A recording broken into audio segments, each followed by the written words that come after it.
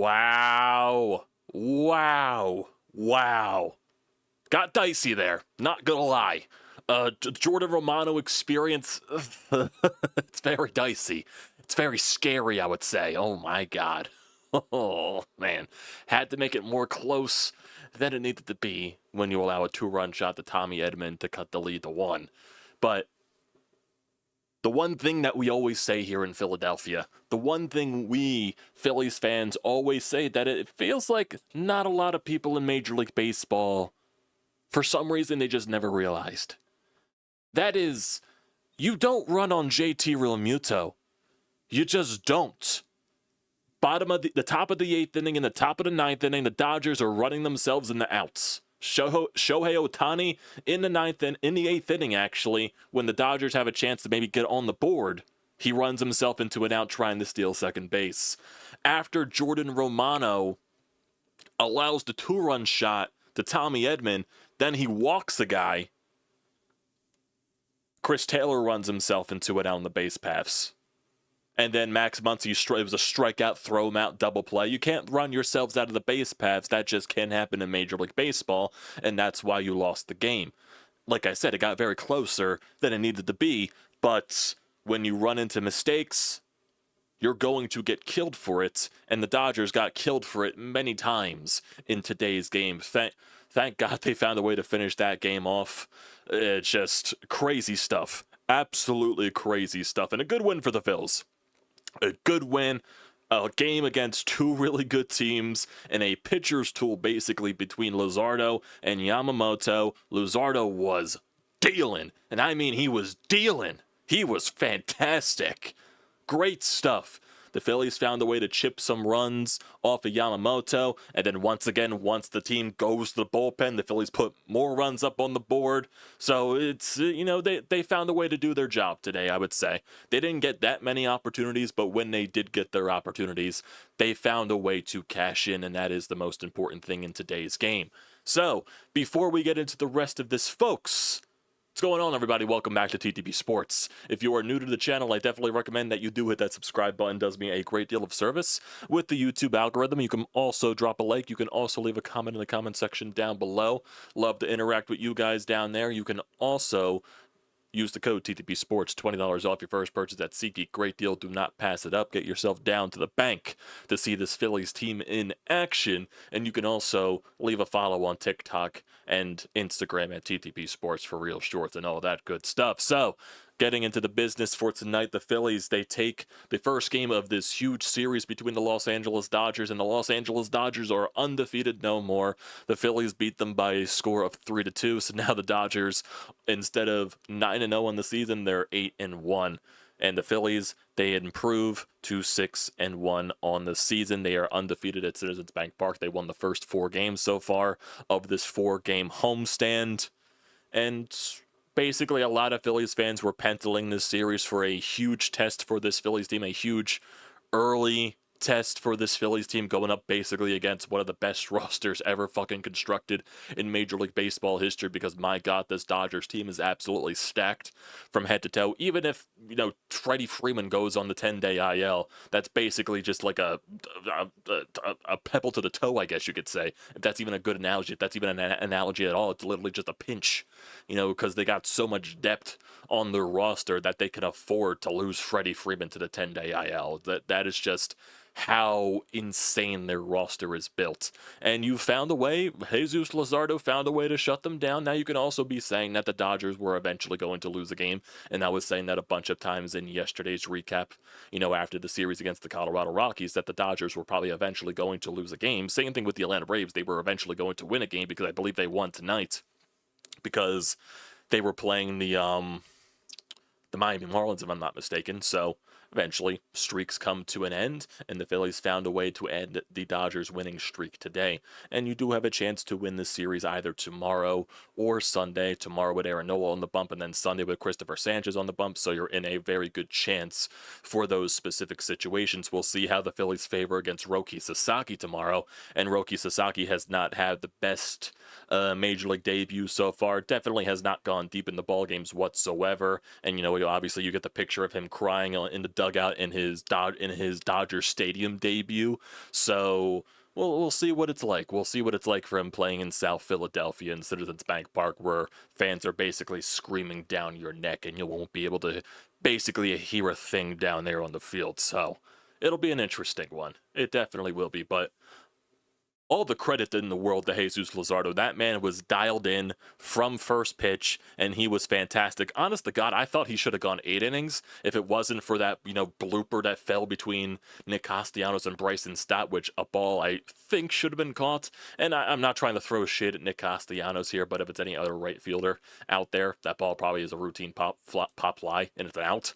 So, and I believe Jesus Luzardo was like around the low 80s when that bloop single double by Teoscar Hernandez happened, and he threw a lot more pitches where he got up, basically around 95 pitches, exactly 95 pitches, and he found a way to get out of that jam with 2 outs. So really good stuff there by Luzardo. He was losing the strike zone a little bit in the last few innings, but he still found a way to battle through and do what he needed to do to have a very good outing. Sorry if I'm also looking up every single time, because I'm also watching the Washington Capitals play the Blackhawks, because Alex Ovechkin just tied Gretzky's goal-scoring record, and now he's 1 goal away from breaking that record, and he just basically had an opportunity right there, and he missed out on it. So I'm going to be peeking up and down basically the entire time. So witnessing history right here, so I'm not trying to miss it. But going back to Jesus Luzardo, 7 innings, 2 hits, no earned runs, 2 walks, 8 strikeouts on 95 pitches. His ERA is at 1.5.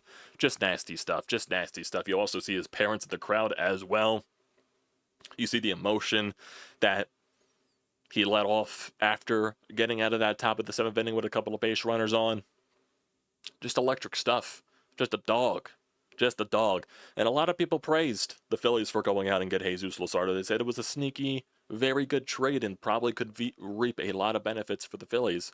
Well, so far in the first 2 starts, I think we're seeing that potential from Jesus Luzardo when he is healthy to be a very good starting pitcher in Major League Baseball. So really good start.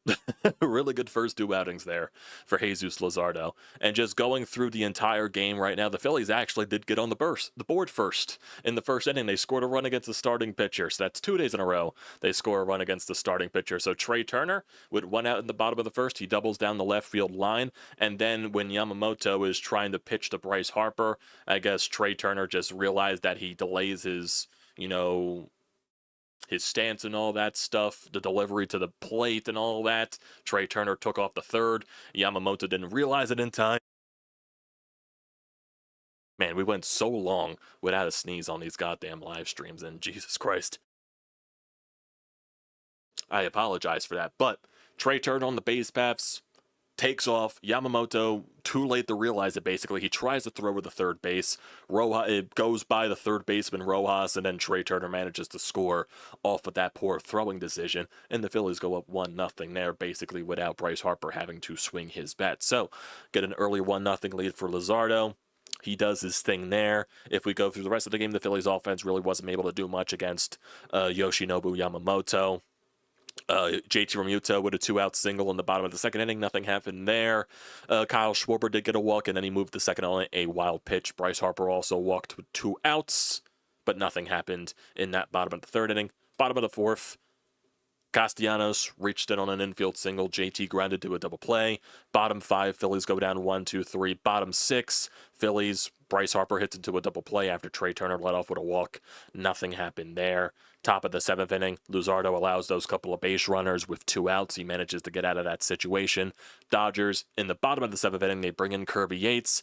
Instantly, 4-pitch walk to Max Kepler. Nick Castellanos doubles down the left field line, so you get a man on 2nd and 3rd base with nobody out for JT Realmuto. He barely missed a goddamn 3-run shot. The wind just took it foul. It was just like he had the distance. It was just the wind took it foul. And there definitely were some situations for the Dodgers where the ball definitely died on them, because Shohei Ohtani had a ball that he hit 110 off the bat, and I was like, oh God, I thought he crushed it. I thought that ball was annihilated. I thought that ball was out of the ballpark. Nope, it was a routine fly ball thanks to the wind. And I think Teoscar Hernandez also had one that died right at the left field warning track. So the wind also helped Luzardo in today's game as well, but you'll take that any day of the week. So Bryson Stott up at bat. with a runner on second and third and 1 out. He works it to a 3-1 count, and he finds a way to chop a single through the hole, and it scores 1 run to make it a 2-0 Phillies lead. And then Bryson Stott runs during the Brandon Marsh at bat, and Brandon Marsh finds a way to make contact with the ball. Stott gets to second base. It's a ground out for Brandon Marsh, but it also scores Castellanos, gives the Phillies a 3-0 lead. Stott was on second base for the rest of it. Schwarber got intentionally walked when the Dodgers went to the bullpen again, and then Trey Turner struck out looking. It was a good bat by Trey. It was just a better pitch by Garcia. Top of the 8th inning, Matt Strahm out there. Gets the first out for Conforto, but then Rojas singles, manages to strike out Pages, and then Ohtani works a 2-1 single in there. And then the Phillies decide to go to the bullpen. Ruiz comes in. A couple of pitches into the Mookie Betts at bat, Shohei Ohtani tries to steal second base, and JT Realmuto guns him out to end the inning. Shohei Ohtani taking the situation out of Mookie Betts' hands. They run themselves out of the inning. Great throw by JT. You never run against him. Bottom 8, Phillies go down 1-2-3. Top 9.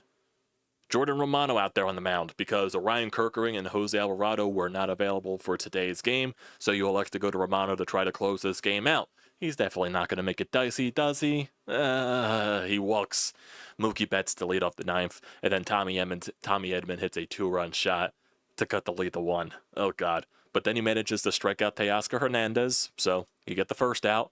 But then he walks Will Smith. Then you get a pinch runner. Max Muncy comes up.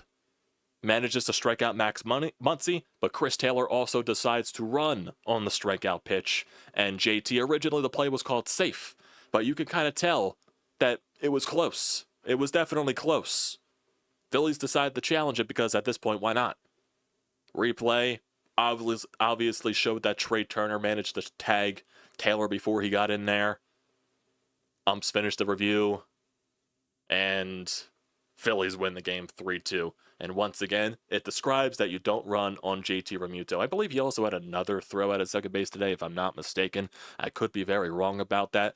Also, even the one on Shohei Ohtani was very close, but the Dodgers didn't decide to review it. When you look back at the replay, it was like very close. Did Stott manage to tag him or not or anything like that? But the Dodgers didn't decide to review it, so they thought it was probably too close to review. So, hey, good shit by JT. Good shit by JT, and it keeps going back to what we always say in the city of Philadelphia. You don't run on JT. You don't run on JT. That's the most important thing, and teams still do not learn from that. They decide to still run on JT, and JT's going to throw you out more times than not. That's exactly what he did to the Dodgers today. So, great first win here in this series by the Phils. Great first win here to get the Dodgers their first loss and just also beat the Dodgers. So, looking at the lineup today, Kyle Schwarber, he went 0 for 2 with 2 walks, so we got on base twice. Trey Turner, he had a double in the first inning. He went 1 for 3 with a walk. Bryce Harper goes 0 for 3 with a walk. Alec Boehm continues to struggle. He goes 0 for 4. Max Kepler goes 0 for 3 with a walk and a run scored. Nick Castellanos goes 2 for 3. Bryson Stott 1 for 3 with an RBI. JT Realmuto 1 for 3, and Brandon Marsh 0 for 3 with a RBI there as well. Phillies go 1 for 6 with runners in scoring position. They leave 5 runners on base. And for the rest of the pitching staff, besides Jesus Luzardo, Matt Strahm, he only pitched 2/3 of an inning in the 8th. He allowed 2 hits, struck out 1 on 16 pitches. And then Ruiz came in, got help from JT Realmuto thanks to Shohei Ohtani trying to steal second base. And then Jordan Romano comes in, walks a guy, allows a hit, 2 earned runs, actually walked 2 guys, and struck out 2 as well on 22 pitches. So the Jordan Romano experience, definitely not the best. Definitely not the best. It's just crazy. Just crazy. And Ovechkin, once again, just missed another golden opportunity to break the record. He's probably going to be staying out there on the ice the rest of the game. There is a minute left in this game. Hopefully he does break the record, but also hopefully he kind of doesn't right now because I am streaming and I would like to see that. Well, I am watching it live. I would like to see it when I'm just sitting here, relaxing, focusing on the game, blah, blah, blah, blah, blah. You know what I mean? You know what I mean? So, crazy things. Crazy things. It's still crazy that teams still try to run on JT Realmuto. Just crazy stuff. Just crazy stuff. Yeah, the Braves did get their first win against the Marlins. They won 10-0. And did the Did the Reds get shut out again? They're getting shut out currently again, 3-0 by the Milwaukee Brewers. When was it? Like they got shut out 1-0 3 games in a row or something like that. So they're probably on the brink of getting shut out 4 games in a row. So yikes, yikes. If we want to look at the Dodgers lineup, the Jesus Luzardo pretty much kept the Dodgers in check. They only had 5 hits in today's game. Same thing with the Phillies. So pitching really dominated today's game. The Dodgers made a lot more mistakes than the Phillies did. Shohei Ohtani, he goes 1 for 4. Mookie Betts 0 for 3 with a walk. Tommy Edman 1 for 2 with the 2-run shot in the 9th. Teoscar Hernandez 2 for 5. Will Smith 0 for 2 with 2 walks. Kike Hernandez, he went over 3 with 3 strikeouts. Max Muncy came in, struck out. Michael Conforto, he went over 3 with a strikeout. Rojas went 1 for 3. And then Pages went over 2 with a walk and a strikeout. So, really good stuff here by Phillies pitching. The Dodgers also went 1 for 4 with runners in scoring position. They left 4 runners on base. Both teams had 5 hits. Dodgers had 1 error. The Phillies had 0. Here comes Ovechkin again, and he does not score. Goalie made the save for the Blackhawks. There was 12 seconds left in this game, so he is going to continue to try to get those late chances right there. So, try to see if there's anything else here on the Twitterverse before we get to the rest of the chat and to the rest of the callers, because I do believe we have 2 callers right here. Basically, right now, we have a lot of just Obi stuff on my Twitter freaking timeline, so I'm not really seeing much on the Phillies. Jesus Luzardo talking about so his parents were there at the game. I think they were talking about a lot about his charity stuff, getting involved with the Philadelphia community. So that's what this one thing in his interview that was posted about right here. So always nice to see that. It was also nice to see his parents in the crowd. So good stuff there. It was a nice moment, nice heartfelt moment, especially with the game that he had tonight. What else? What else? No, I don't see anything else on this game. Yeah, a lot of people talking about the Jordan Romano thing.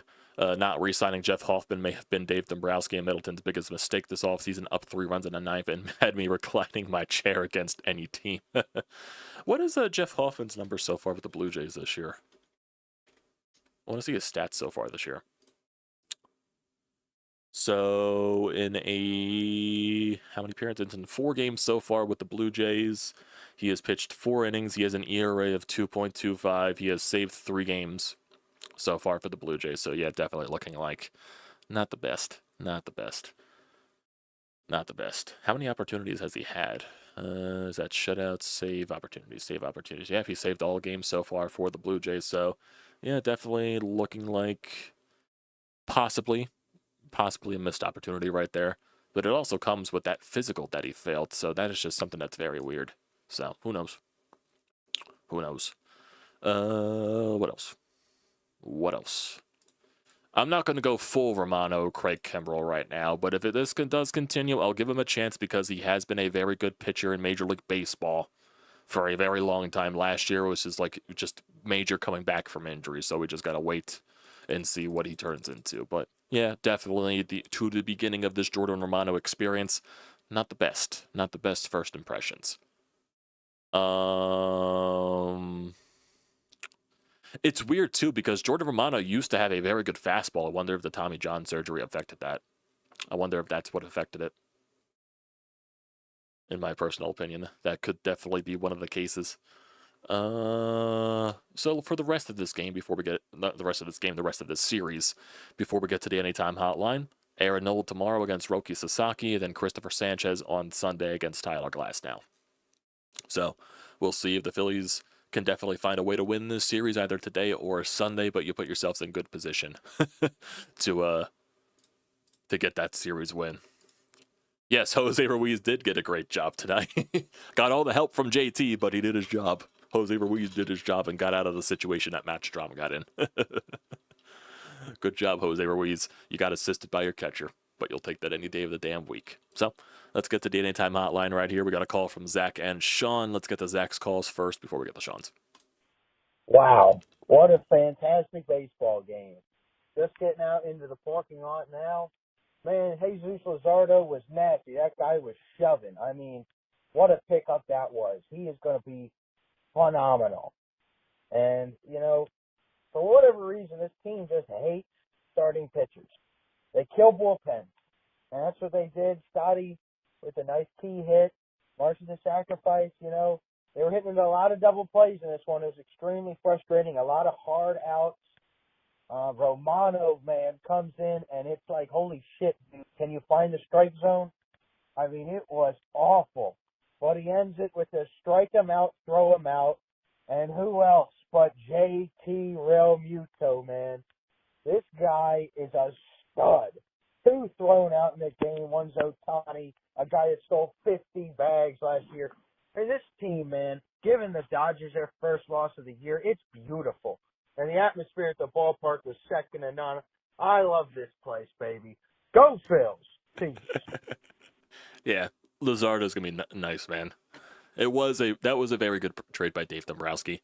That's one of the very few things that he did at the off season, but that's probably gonna be his best move, probably, even though it was one of his only moves of the off season. Jesus Christ. But yeah, even going to Jordan Romano, if it does continue to not be pretty, I would expect Dave Dombrowski to go very heavy on bullpen help at the deadline. That's what I would expect, at least. I know there's been a lot of talks about Ryan Helsley from St. Louis, but that really depends on what St. Louis does this year.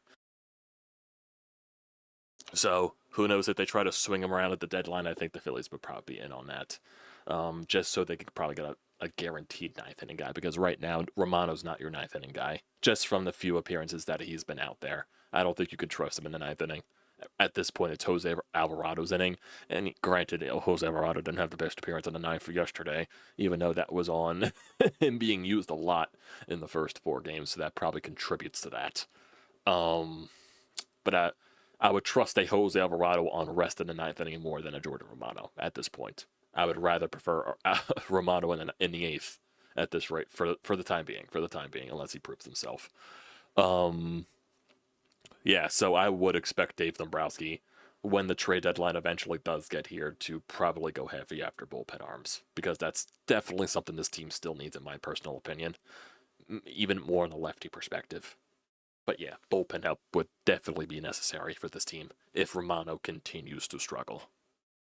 I'll give him the benefit of the doubt, just because before the injury he was one of the top relievers in baseball, so I'll give him the benefit of the doubt to find himself, and if it takes too long for him to find himself, then you gotta start having discussions, personally. Let's get to Sean's call. See what Sean's got to say. It was a heavyweight fight tonight. The Phillies had to get standing 8 in the top of the 9th, but they survived it. I will say this to start. The Jordan Romano closing games has to be tabled. This guy's a shot fighter. I mean, you know, I know they used Kirkering and Alvarado and they weren't able to go tonight, but Romano, I mean, he's got no arm. I mean, when you're throwing lollipop curveballs to major league hitters, what happened happened. But what a performance by Jesus Luzardo. I mean, I said when they made that trade, I think the Phillies may have stole something. And if this kid can stay healthy, the sky's the limit. Huge win for the Phillies today. Looking ahead to tomorrow, I think the start of that game is important.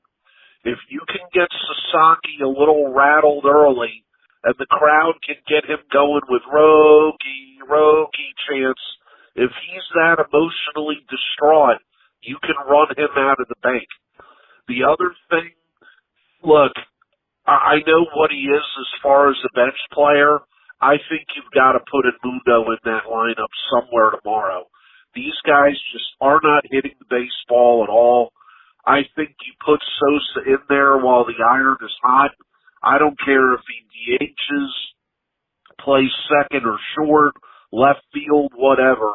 I think you've got to get his bat in the lineup right now because this offense needs a spark. Your pitching can't carry you all the time. The hitters got to start waking up.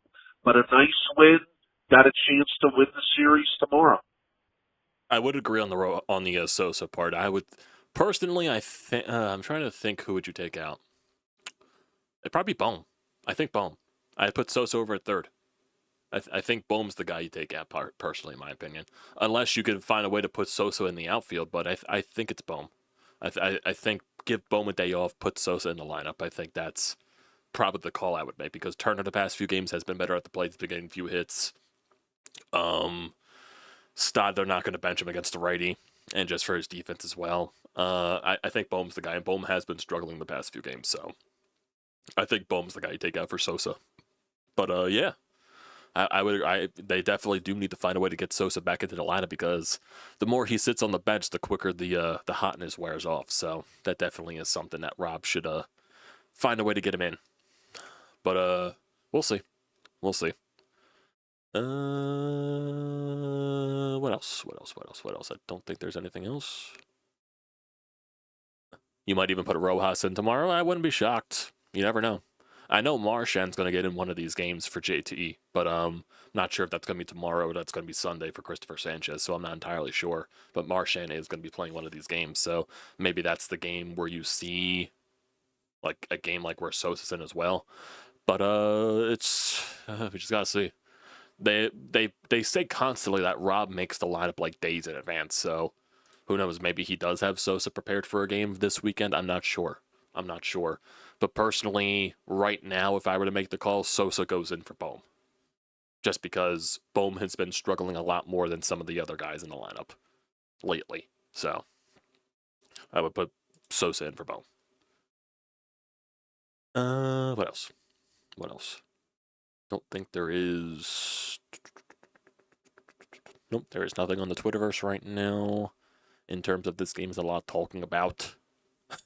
A lot talking about Ovechkin, which is rightfully so, because we're witnessing history. Yeah, I do agree, Zach. Bohm could use a day off. Bohm definitely could use a day off. Yeah, he's definitely hit a couple of balls hard today, but, hit him into unfortunate spots. There definitely was some hard contact throughout the game. The Phillies just, unfortunately hit him into the wrong spots. Bryce Harper, the one ball that he hit into a double play was like 107 off the bat. Schwarber hit a couple of hard ground balls as well. So some of that's unluckiness. Some of that's just, you got to find a way to put the ball in a better spot. So I think they are making good contact. They're not getting rewarded for it. So I think eventually that does even out at the end. But we'll see. It's still very early in the season.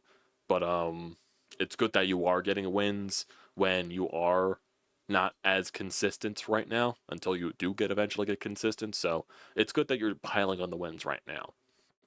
But yeah, eventually you are going to have to find a way to squeak some through. Eventually. Maybe it could be tomorrow. Maybe Sasaki just does get rattled. Who knows? Because if I look at Sasaki's last two games, I don't think he's lasted through the third inning, if I'm not mistaken. If I look at his last two games. So I'm not even sure if Dave Roberts is even going to force him long into the game. So if I look at Sasaki's first two games. Yeah, his first game, which I believe was in Japan, he only pitched an inning and 2/3. And granted, that was like right in the middle of spring training, but... No, actually, no. He pitched again. No, okay, the first game he pitched in Japan, that was 3 innings. And he walked 5 batters and only struck out 3, allowed 1 hit and 1 earned run. So his command probably is all over the place. And then in his Dodger Stadium debut, he only went an inning and 2/3. He walked 4 batters, allowed 2 earned runs, and allowed 3 hits. So we'll see. He's been in front of his home crowd in Japan. He's been in front of his home crowd in Los Angeles. This will be his first road appearance in a very hostile environment. So we'll see what he is made of. He is a very young player, so we'll see. Let's see. I don't think there's anything else. So get back here to the chat. Mullet petition for Alvarado. How you doing, man? Got dicey there. Yeah, it did. I was definitely clenching. I was clenching with the stitches on my tailbone, and it was not comfortable. I don't think Romano sucks. I think it's a pitcher recovering from whatever injury that he had last year, and he's still trying to go through the fucking motions of it. And that's the annoying thing. I don't think he fully sucks. I don't think it's full Craig Kimbrell vibes. I don't think he was as washed as Craig Kimbrell was. He's coming off of an injury after, 3, 4, 5 seasons in a row being one of the best relievers in baseball. So I'll give him a chance. I think he deserves the chance at least. One more win if you've done your job, but you know I'm greedy and I want to sweep. I'm not going to demand sweep. You got 1 win against an undefeated team, so just try to win the series. So you have 2 chances to win the series. If you do it tomorrow, good. And whatever happens on Sunday happens on Sunday. More Craig Kimbrell comparisons. Romano is the Walker of relievers, can't throw hard enough. And that's weird, too, because he used to have a very good fastball, and I just do think that's probably what the injury impacted. So he's probably trying to find that again.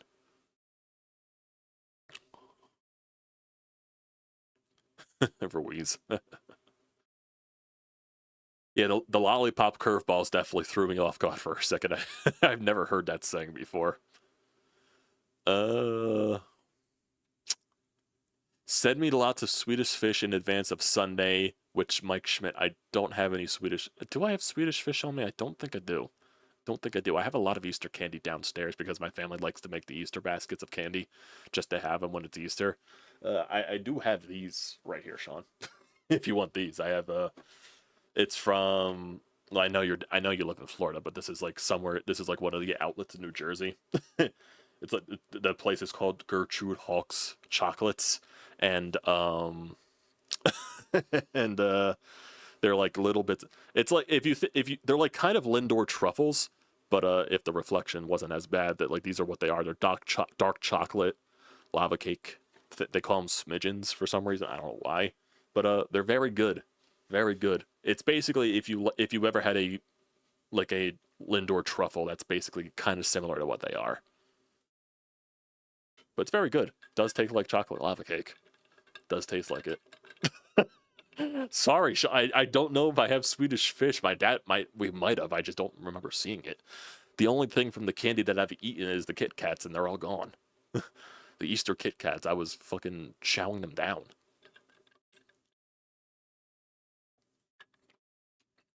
So, I don't know if we have Swedish fish downstairs. Oh man. I don't know. Yeah, these chocolates are actually very good. I've actually, like, ever since that store opened, we always go in there like a few times and look to see what they have, and I found like those like so many, like during one specific holiday, and I just buy them for every specific time of the year. Like they would have one shaped as Santa, they would have some shaped as pumpkins for Halloween. They have these obvious shaped as Easter bunnies. They have them shaped as hearts for Valentine's Day. So I'm sure they have like different shapes throughout the year. So yeah, it's good stuff. But yeah, just crazy stuff. My thumb is fucked up. Took a foul ball and didn't catch it. Oh, that sucks. That sucks. You get injured in the process and you don't get the ball. That sucks. That is suck. How fucked up is your thumb? Is it just like sore? Is it like black and blue? Did it swell a little bit? Like what are we talking about here? What are we talking about here?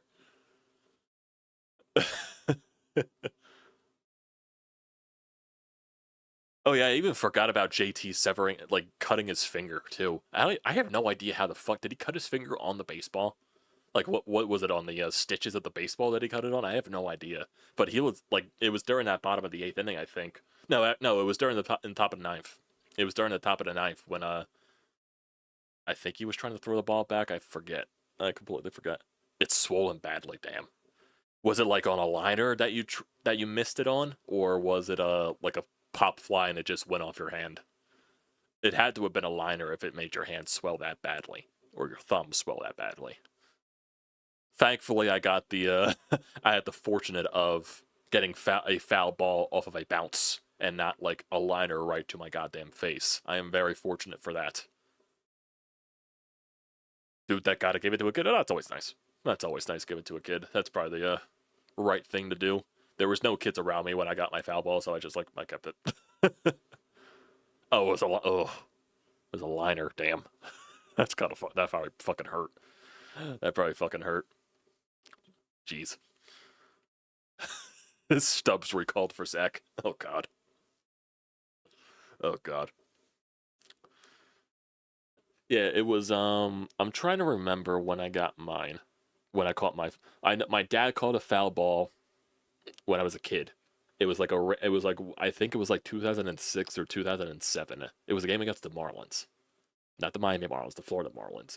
It was like we were behind third. We were like behind the third baseline or something like that, and we were on the concourse. And the way that the ball like came into the stands, it like bounced on one of the rows, then went into the concourse. And there weren't that many people at that time because I think it was late in the game after a rain delay, if I'm not mistaken. And my dad just managed to go get the ball, so that was nice there. And the game that I got my foul ball, I think it was in the Diamond Club area behind home plate because my cousin got a bunch of tickets for us. I think it was. I think it was before COVID. It could have been before COVID. I don't remember. I'm trying to, because I think it was a game against the Padres. I think it could have been before COVID. It could have been 2019. I'm not sure. It could have been 2019. Because I think it was no. It could have been 2018 actually. Because yeah, I think it was 2018. It was after the All-Star break. It was after Rhys Hoskins in the home run derby. I think the Phillies like played the Padres or something. And foul ball. We were like right in front of the handicap section. The ball like, because the way the Diamond Club thing is like laid out, there's like this big like walkway in between the seats getting back into the Diamond Club. So on that big walkway, there's a bunch of handicap seating areas, and there's one big wall that like where the regular seats are behind home plate. And the way the ball hit, it landed on the walkway, and it ricocheted off the wall and bounced right to me. I jumped and grabbed it. So